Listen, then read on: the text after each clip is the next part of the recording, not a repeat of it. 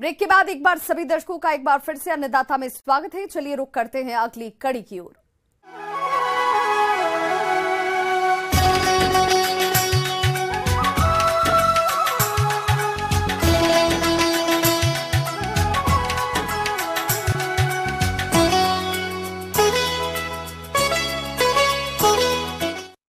प्रदेश के जिन किसानों ने लहसुन की फसल लगा रखी है, उनकी फसल में इस समय कुछ खास प्रबंधनों जैसे पोषक तत्वों का प्रयोग, खरपतवार नियंत्रण और पौध सुरक्षा उपायों को अपनाने की जरूरत है। तभी इस फसल की बढ़वार ठीक ढंग से होगी और अच्छा उत्पादन मिलेगा। तो चलिए लहसुन की फसल के प्रबंधन के बारे में जानते हैं विषय विशेषज्ञ संजीव श्रीवास्तव से।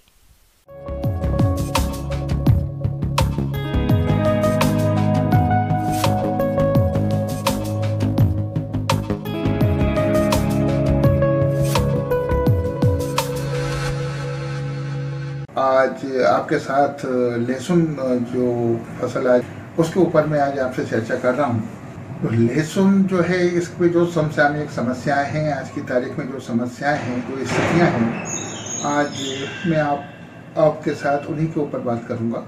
तो सबसे पहले अपन स्टार्ट करते हैं वीड्स। वीड्स मतलब होते हैं खरपतवार। ये खरपतवार जो होते हैं, ये हमारी फसल के सबसे बड़े दुश्मन होते हैं। ये हर तरीके से हमको नुकसान ही नुकसान पहुंचाते हैं, इनसे हमको फायदा कुछ भी नहीं है। वो खरपतवार का नियंत्रण करना, खरपतवार को खेतों से दूर रखना, इसका प्रयास तो किसान भाइयों हमें लहसुन बोने के प्रथम दिन से ही स्टार्ट कर देना चाहिए। और खेती में, खासतौर से लहसुन की खेती में निंदाई गुड़ाई के महत्व को तो आप बहुत अच्छी तरीके से जानते होंगे।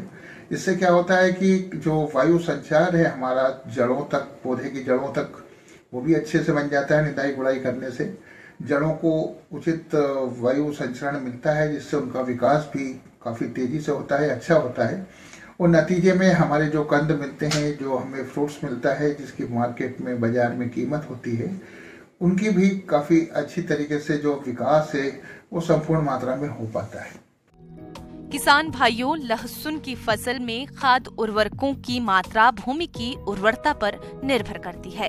सामान्य तौर पर प्रति हेक्टेयर 20 से 25 टन पकी गोबर और 100 किलोग्राम नत्रजन, 50 किलोग्राम फास्फोरस और 50 किलोग्राम पोटाश की आवश्यकता होती है, जिसमें से फास्फोरस और पोटाश की पूरी मात्रा तथा यूरिया की आधी मात्रा खेत की अंतिम तैयारी के समय भूमि में मिला देनी चाहिए।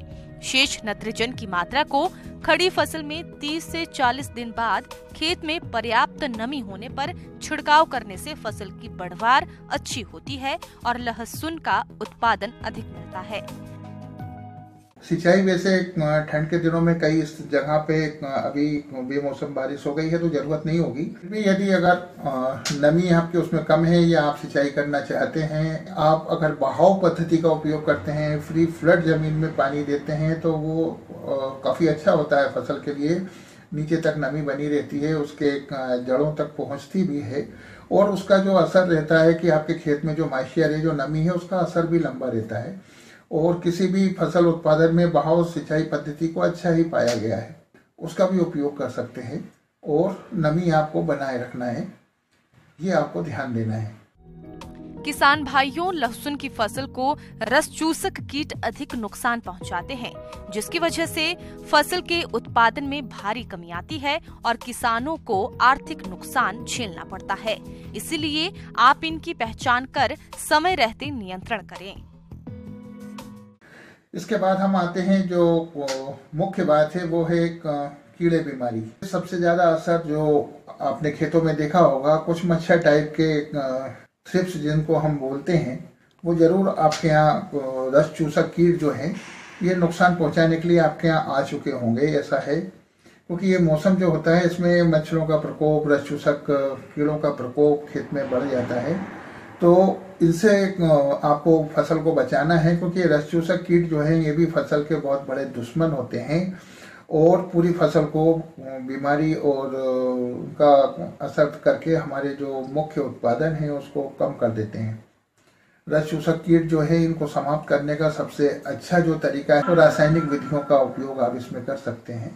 तो जो सबसे ज़्यादा दवाइयाँ आज की तारीख में यूज हो रही है, उसका नाम इमिडाक्लोप्रिड है, एसिटामिप्रिड है, और ये बहुत कम मात्रा में भी अच्छे रिजल्ट देती हैं।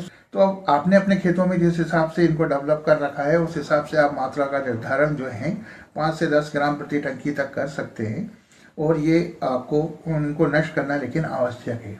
किसान भाइयों, लहसुन की फसल का सबसे हानिकारक रोग है बैंगनी धब्बा रोग, जिसे हम पर्पल ब्लोच के नाम से भी जानते हैं।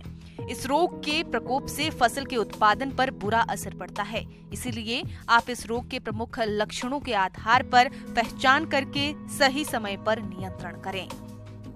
इन मुख्य कीड़ों के अलावा कुछ बीमारियां भी हैं जो इस समय आपको किसान भाइयों अपने खेत में दिखने लगी होंगी। छोटे छोटे बैंगनी स्पॉट आपको पत्तों पे नजर आते हैं जो धीरे धीरे बड़े होकर के और वो पर्पल ब्लास्ट जिसको हम कहते हैं, इस पर्पल ब्लास्ट का रूप धारण कर लेते हैं और फसल को में बैंगनी धब्बों का बड़ा रोग हो जाता है और ये पत्तियां झुलसी हुई सी लगती हैं, लटक सी जाती हैं, तो ऐसा लगता है कि ये पूरी झुलसी हुई पत्तियां हैं।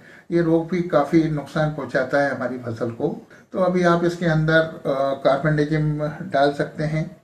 इसके अलावा मेटलिक मैनकोजेब एक आता है, ये काफ़ी प्रभावी पाया गया है और इसका उपयोग आप इसके लिए कर सकते हैं। तो किसान भाइयों, इसके अलावा तो और कोई खास ऐसी बताने लायक इस समय जो सामयिक स्थितियां हैं वो मेरे ख्याल से मैंने सब कंट्रोल में जो नियंत्रण है, रोकथाम है या जो परेशानियां हैं, जो समस्याएं हैं इस समय की, वो सारी अपन ने इसमें ली है। आगे